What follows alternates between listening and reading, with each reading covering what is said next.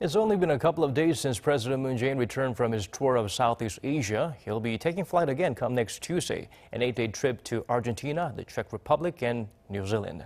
Hwang Hojun fills us in on his itinerary.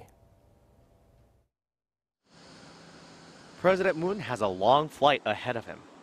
He's heading to South America next week for the first time since his inauguration to take part in the annual G20 summit. From November 27 to December 4th, President Moon Jae-in will attend a Group of 20 summit hosted in Buenos Aires, Argentina. He also plans to visit the Czech Republic and New Zealand during the time as well.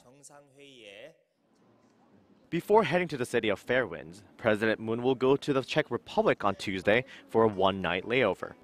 He's expected to sit down with Czech Prime Minister Andrej Babis and give some encouragement to Korean nationals and Korean business leaders there.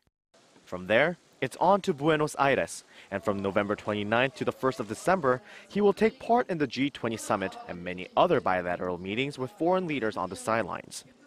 In fact, the Blue House has said that it's pursuing a possible meeting with U.S. President Donald Trump. Blue House spokesperson Kim Hee-kyum said that with the U.S. considering January for another summit between President Trump and North Korean leader Kim Jong-un, it's likely that President Moon will share with his U.S. counterpart his thoughts and the South Korean government's stance on the matter.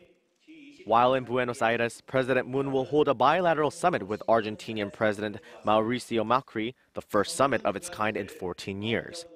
And on the final leg of his trip, President Moon will make a 3-day state visit to New Zealand from December 2nd to the 4th, where he will attend a summit with Prime Minister Jacinda Ardern and a meeting with Governor General Patsy Reddy. Which will most likely be the South Korean president's last foreign tour this year. President Moon is expected to pursue international support during those 8 days for improving the relationship between the two Koreas by not only nailing down the second Pyongyang-Washington summit, but also North Korean leader Kim Jong-un's visit to Seoul. Hwang Hojun, Arirang News.